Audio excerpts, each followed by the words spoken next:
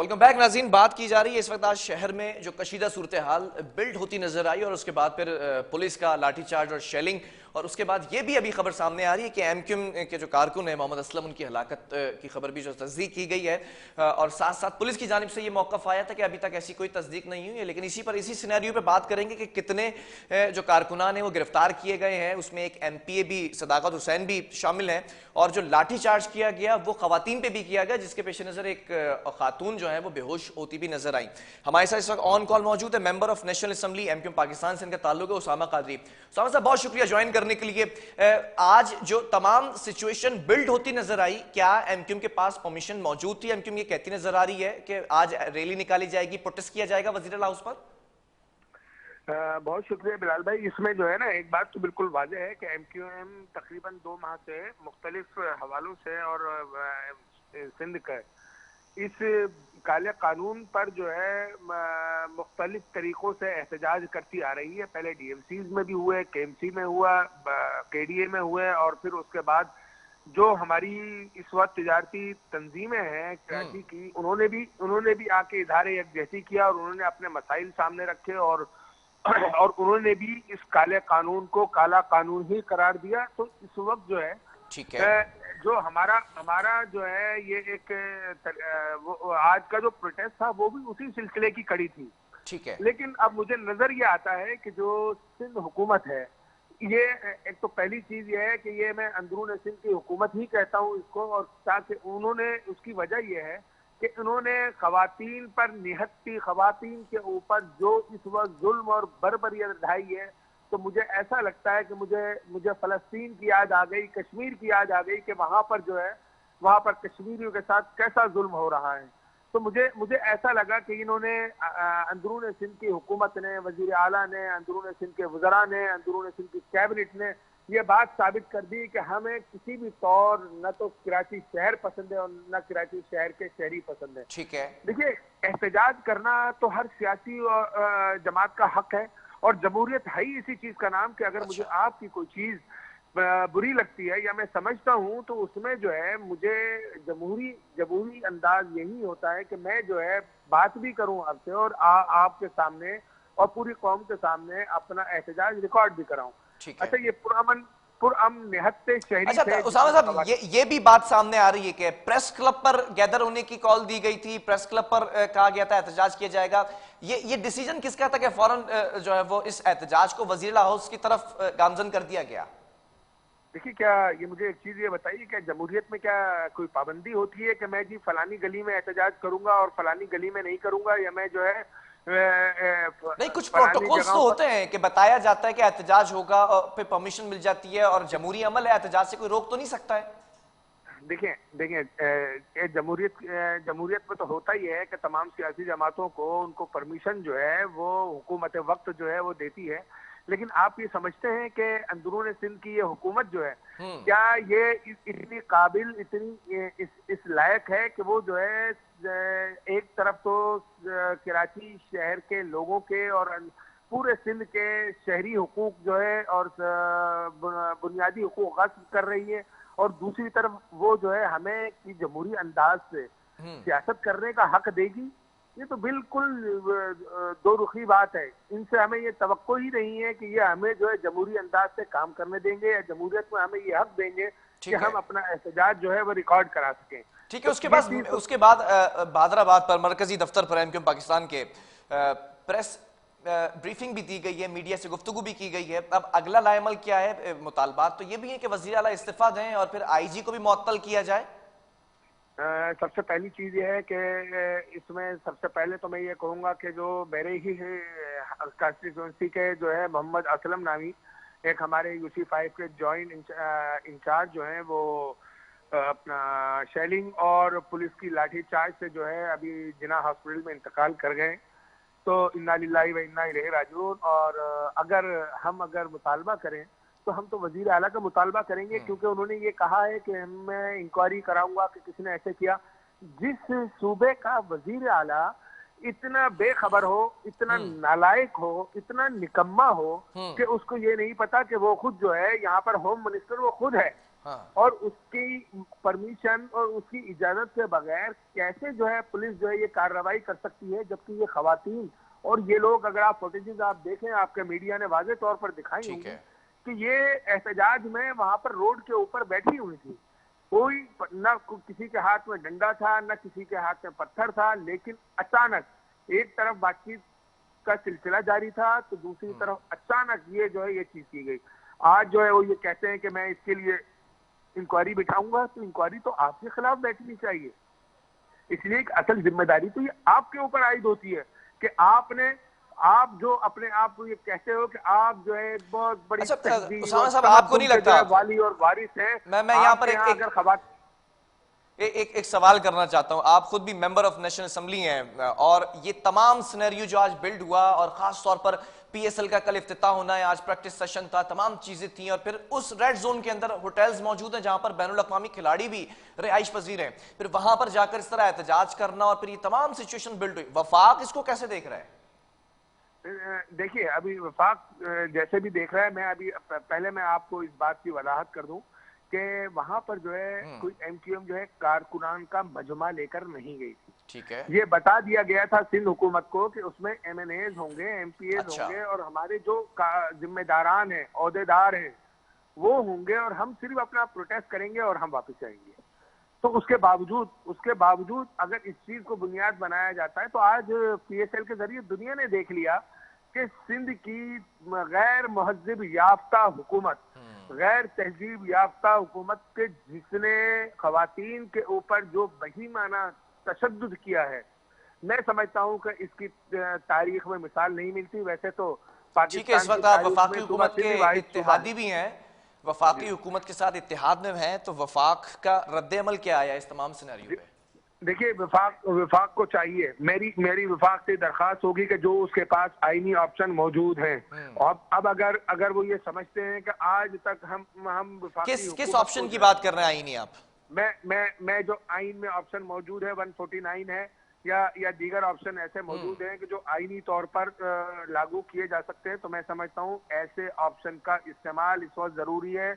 मुल्क की सालमियत खतरे में है।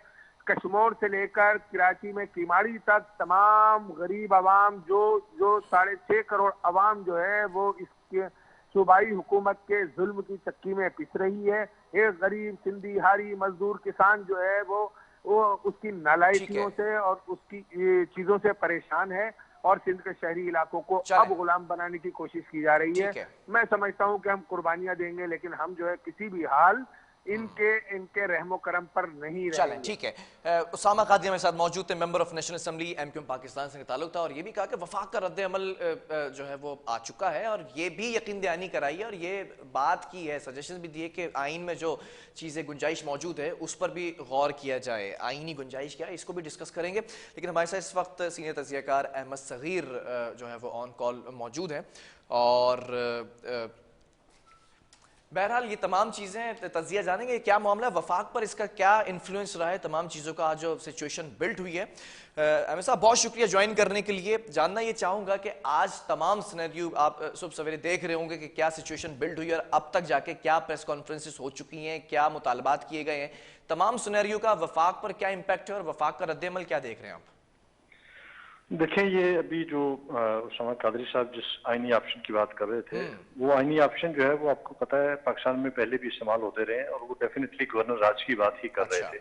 उनका इशारा जिस तरफ है, और उनका ख्याल है कि जो है वो गवर्नर राज लग जाएगा, और गवर्नर राज के बाद जरूरी बात है कि फिर सिलेक्टेड लोग होते हैं जिनको आप जो है वो आगे लेके आते हैं, और फिर उनके जरिए जो है सारे मामला जो इंतजामी अमूर होते हैं वो उनके जरिए निपटाए जाते हैं। ठीक है। और वो ये चाहते हैं कि बिल्कुल पैरालाइज्ड कर दिया जाए किसी भी तरह से जो है वो सिंध को, और सिंध के अंदर जो है वो पीपल्स पार्टी की जो मौजूदा गवर्नमेंट है इसको किसी भी तरह से जो है वो ख़त्म कर दिया जाए। देखिए, मेरा ताल्लुक पीपल्स पार्टी से नहीं है, ना ही हम तो सहाफ़ी हैं, आप भी मैं भी बिला, और हमारा काम ये होता है कि हमने जो है जो हकायक होते हैं उसको सामने लेके आना होता है। ये इस वक्त सबको पता है कि पीपल्स पार्टी और जो अपोजिशन पार्टीज हैं वो गवर्नमेंट को टफ टाइम देने के लिए प्लानिंग कर चुकी थी।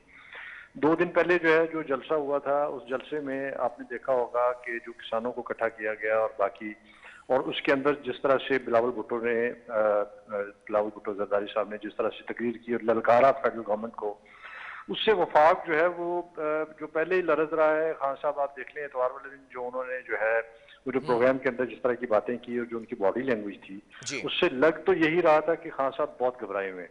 ऐसी घबराहट में अगर इधर से पीपल्स पार्टी भी उनको मजीद मतलब है कि घबराहट का शिकार कर देती है, और पंजाब के अंदर ऑलरेडी जो है नून लीग उनको टफ टाइम दे रही है। आप देखें पंजाब के ज़मीनी इलेक्शन जो है वो सारे के सारे नून लीग उठा रही है, या बेशतर इलेक्शन जो है वो नून लीग जो है वो वहां पे जीत रही है। ठीक है। तो ऐसी सूरत हाल में और फिर एग्जैक्टली जिसकी तरफ आप इशारा कर रहे थे अभी जब आप कादरी साहब से बात कर रहे थे कि PSL सर पे है जी। और इस तरह की एक्टिविटी हो जाना, इस तरह के मामला हो जाना और रेड जोन में बंदे लेके जाना, इनको नहीं पता था कि भी बंदे वहां पे नहीं जाने चाहिए, वो वैसे ही रेड जोन है, फिर उसमें वहां पे सिक्योरिटी के और मामला आते हैं और बहुत सारे इश्यूज हैं। तो इन्होंने भी जानबूझ के जो है वो शरारत की है। देखें MKM हो या कोई भी पॉलिटिकल पार्टी हो, एहतियाज सबका हक है। अरे साहब आपको क्या लगता है ये रैली अचानक से निकाली गई है? रेड जोन एरिया में अचानक से तमाम चीजों का दाखिला हुआ है? जो शुरका थे, जो लोग थे वहां पे मुजाहिरीन, या पहले से परमिशंस ली गई होंगी, तमाम चीजें सिनेरियो को बिल्ड किया गया है क्या? बिलाल 12 मई आपके ख्याल में यकदम पैदा हो गया था? पहले से प्लान था ना, आपको भी पता है। MKM इस प्लानिंग में बड़ी माहिर है और उनको पता है कि कैसे बंदे निकालने हैं, कैसे सड़कों के ऊपर जो है वो टायर चलाने हैं, कैसे उन्होंने कश्तो खून का एक बाजार गर्म करना है, किस तरह से उन्होंने गाड़ियों को आग लगानी है, किस तरह से उन्होंने लोगों को गर्दनें उतारनी है, किस तरह से उन्होंने जो बल्दिया फैक्ट्री के अंदर आग लगानी है। ये सारी चीजें, ये प्लानिंग इनकी पुरानी है, ये एवरीबडी नोज। लेकिन जो सूरत हाल है वो ये है कि देखें, कराची जागता है तो पाकिस्तान जागता है। कराची अगर अंगड़ाई लेता है तो पाकिस्तान अंगड़ाई लेता है। कराची के साथ कराची जो है वो नब्ज है पाकिस्तान की। कराची के अंदर जब हालात खराब होते हैं तो पूरा पाकिस्तान बैठ जाता है। पूरे पाकिस्तान की मैशत का सारे का सारा दारोमदार कराची के ऊपर है। और फिर सिंध तो जुड़ा हुआ ही कराची के साथ है। लेकिन अहमद साहब आपको नहीं लगता 27 दिन से जमात इस्लामी धरना दिए बैठे हैं, सिंध असेंबली के बाहर रैलीज भी निकाली गई, आज 5 मुकामात पर धरने की कॉल दी गई है, लेकिन आज ही के रोज 27 दिन तक सिंध हुकूमत को ख्याल नहीं आया लाठी चार्ज का या पुलिस चैलेंज का। आज MKM ने जब ये रैली निकाली और धरना देने का जब सोचा भी है, तो ये सिचुएशन बिल्ट हुई। देखिए, ये बात आपने बिल्कुल बड़ी, वो कहते हैं ना, hit the nail on the head, कि बुनियादी तौर पे वजह यही है। देखिए, कराची के अंदर जो बड़े स्टेक होल्डर हैं कराची की सियासत के, वो 2 ही बड़ी पॉलिटिकल पार्टीज हैं और MKM सबसे बड़ी पॉलिटिकल पार्टी थी। उसके बाद जो है वो MKM से लोग निकले, वो PSP के अंदर चले गए, और उसके बाद अगर कोई ये कहती है कि कराची हमारा है तो वो पीपल्स पार्टी। अच्छा। लिहाजा ये एक दूसरे की रिप्लेसमेंट है। इनकी ख्वाहिश और कोशिश थी। PTI भी अब जो है वहां पे तीसरे फरीक के तौर पे जो है वो उभर के सामने आ चुकी हुई है। सो कराची की सियासत और कराची के ऊपर कब्जा और कराची का ख्वाब, ये सारी पॉलिटिकल पार्टीज देखती हैं। MKM को ये पता है कि अगर कराची हमारे हाथ में वापस आ जाता है और हम वापस वही वाला नारा मुहाजिर का और वो वाला पीपल्स पार्टी के साथ इकट्ठा शुरू करते हैं, तो अल्टीमेटली हम वोट गेन करेंगे, ताकत गेन करेंगे, और नए सिरे से हो सकता है हम कल को जो नई पावर प्लान है और पावर कॉरिडोर्स होंगे उसके अंदर हम घूम फिर सकेंगे। सो इनकी अपनी जगह पे प्लानिंग बिल्कुल बजा है। और जो आप कह रहे हैं कि आज उन्होंने जब ये किया तो पीपल्स पार्टी हरकत में आ गई, क्योंकि पीपल्स पार्टी को पता है कि ये हमें रिप्लेस कर सकते हैं, कोई और नहीं रिप्लेस कर सकता। जो थोड़ी बहुत सीटें हैं जो पीपल्स पार्टी के पास हैं, वो उन्होंने इन्हीं से ली है ना। इनके पास अपना क्या, लियारी के अलावा मुझे बताएं पीपल्स पार्टी के पास क्या था? In the last I just want to ask, वफाक का हिस्सा है इस वक्त, इत्तेहादी हैं MKM पाकिस्तान की अगर बात की जाए, इस तमाम मामले को वफाक कितनी संजीदगी से देख रहा है इस वक्त? देखिए, वफाक तो खुश हो रहा होगा, बगले बजा रहा होगा कि अच्छा हुआ कराची के अंदर ये हालात हुए हैं। कोई रिएक्शन एक्सपेक्टेड है? बट मुझे अगर देखें वहां से अगर कोई रिएक्शन आता है तो वो लामहला पीपल्स पार्टी के खिलाफ आएगा। आप याद करें कुछ दिन पहले जो है वो PTI के लोग जो है उन्होंने बाकायदा एक प्रेस कॉन्फ्रेंस की थी और उन्होंने कहा था कि ये जो लॉ कानून लेके आ रहे हैं, हम इस कानून के खिलाफ जो है हर हद तक जाएंगे। ये बलदियाती कानून है और उसको उन्होंने इनको असेंबली के अंदर और असेंबली के बाहर PTI ने भी इनको टफ टाइम देने का जो है वो इंडिया दे रखा है। सो लामहला उनकी वफाक की तो कोशिश यही होगी कि पीपल्स पार्टी को पीपल्स पार्टी के घर के अंदर एंगेज कर दिया जाए। जिस आईनी गुंजाइश की बात मैंने गुफ्तगू के आगाज में आपसे सवाल किया था, वो गुंजाइश प्रैक्टिस की जाएगी क्या? मुझे नहीं लगता कि ये इस लेवल तक बात चली गई है कि जी आप गवर्नर राज आप लगा दें। देखिए, गवर्नर राज अगर लगाएंगे, आपको याद है गवर्नर राज जब पंजाब के अंदर पीपल्स पार्टी ने लगाया था, तो मियां नवाज शरीफ साहब जो है वो निकल खड़े हुए थे। जब आप हर चीज खो देते हैं ना, जब आप पावर पॉलिटिक्स का हिस्सा नहीं रहते और जब आपको पता चलता है कि मेरे पास तो अब कुछ भी नहीं है, तो फिर आप मरने मारने पे आ जाते हैं। ठीक है। लिहाजा मैं नहीं समझता कि पीटीआई इनको जो है वो इस लेवल पे ले जाएगी कि बिल्कुल दीवार से लगा दे और इनसे ये जो एक उनके पास जो है वो जो सूबा है उस सूबे से भी जो है उनको बेदखल कर दे, तो वो तो फिर पीपल्स पार्टी इनकी जान को आ जाएगी। और आप क्या समझते हैं, पीपल्स पार्टी पूरा सिंध निकाल के पंजाब में रोकना बड़ा मुश्किल हो जाएगा उसको, चाहे पंजाब के अंदर जो है वो पीटीआई की गवर्नमेंट है, और वो सैलाब सिंध से निकलेगा और वो बहता हुआ इस्लामाबाद को बहा ले जाएगा। सो मैं नहीं समझता कि वफाक इस लेवल पे आके, और इस वक्त जब 23 मार्च सर पे आ रहा है और वो बार बार कह रहे हैं कि 23 मार्च को जो है पूरी दुनिया से लोग आ रहे हैं और आप बराए मेहरबानी हमें थोड़ा सा टाइम दें और वो आके मुल्क के अंदर कुछ तो खून जो है वो शुरू करवा दें और एक ऐसा ना खत्म होने वाला सिलसिला एजुटेशन का शुरू हो जाए जिसका इख्तिताम अल्टीमेटली जो है इमरान खान की घर जाने पे हो या उसके किसी और जगह पे जाने पे हो। लिहाजा मैं नहीं समझता कि इस वक्त जो है वो आईनी ऑप्शन जिसकी बात एमक्यूएम कह रही है, एमक्यूएम तो देखें वो तो आखिरी ऑप्शन की बात पहले करेंगे ना, वो तो सबसे आखिरी बात जो होनी है वो उन्होंने सबसे पहले उसको डिमांड बना देते हैं, तो ये हमेशा से करते हैं। सो मैं नहीं समझता कि पीटीआई इस लेवल पे करेगी या उनको करने दिया जाएगा। आपको क्या लगता है, अब ये ऑपोजिशन में इस वक्त असेंबली के अंदर बड़ा स्ट्रांग ऑपोजिशन है, पीटीआई और एमक्यूएम दोनों जो इत्तेहादी जमातें वफाक में है, क्या इस ऑपोजिशन का सही इस्तेमाल अब देखा जाएगा जो टफ टाइम देती रही है असेंबलीज के अंदर ऑपोजिशन? हाँ, ये एक देखें, अगर तो इन्होंने जो आईनी तरीका है असेंबली के अंदर टफ टाइम देना, ये तो पॉसिबल है, लेकिन क्या देंगे टफ टाइम, मुझे पता है नंबर गेम की बात है। पीपल्स पार्टी ने जब भी चाहा है उन्होंने इन्हीं के बंदों ने जाके वोट किया, आपको याद है ना लास्ट टाइम जो है वो इन्होंने उसके खिलाफ एक्शन भी लिया था, पीटीआई ने, किसने, कौन, कहां से, कैसे जाके उसको वोट दे दिया। बिल्कुल। तो मैं नहीं समझता कि जो है वो उस तरह से टफ टाइम पाकिस्तान में देखें, मीर जाफर मीर सादिक हमेशा से बिलाल बैठे हैं, वो पैसे के लिए कुछ भी कर जाते हैं, किसी भी लेवल तक चले जाते हैं।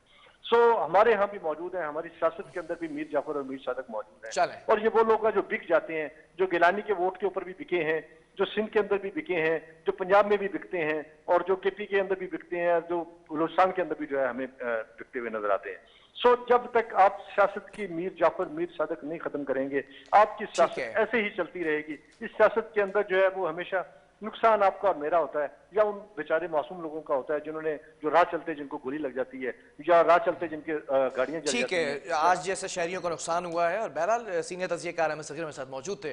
नाज़रीन, जो सिनेरियो बिल्ड होता दिखाई दे रहा है, इसके अंदर बहुत सारी चीज़ें, बहुत सारे मामलात हैं, इन्हीं तमाम चीज़ों पर बात करेंगे एक वक्फे के बाद।